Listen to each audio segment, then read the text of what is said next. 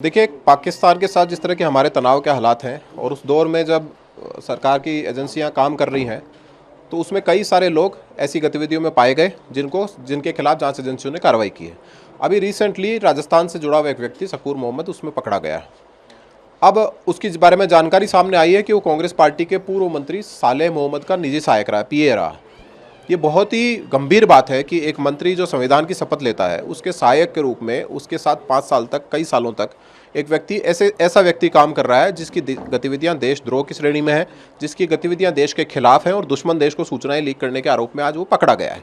मुझे लगता है कि ऐसा संभव नहीं है कि कांग्रेस पार्टी की सरकार के समय उनको इस बात की जानकारी ना हो, क्योंकि एक व्यक्ति जब किसी मंत्री के स्टाफ में आता है तो उसका पुलिस वेरिफिकेशन होता है, उसके बारे में सारी जानकारियां जुटाने के बाद ही कोई व्यक्ति उसको अपने स्टाफ में शामिल करता है।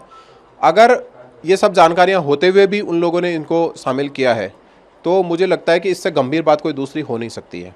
और सालेह मोहम्मद के परिवार की गतिविधियां पहले से ही संदिग्ध हैं, जिसमें उनके पिता के खिलाफ दर्जनों मुकदमे यहाँ दर्ज थे।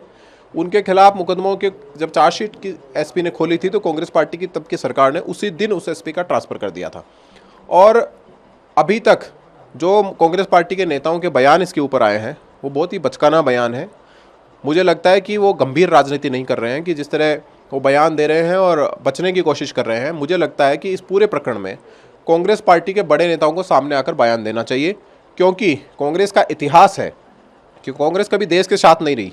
कांग्रेस पार्टी हमेशा ऐसी गतिविधियों में लिप्त रही है, उसके नेता ऐसी गतिविधियों में लिप्त रहे हैं जिससे देश को नुकसान होता आया है, और ये भी इस तरह की गतिविधियां हैं।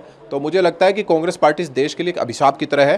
कांग्रेस के नेताओं को सामने आकर इस पूरे प्रकरण के ऊपर बयान देना चाहिए और मुझे लगता है कि देश से माफ़ी मांगनी चाहिए।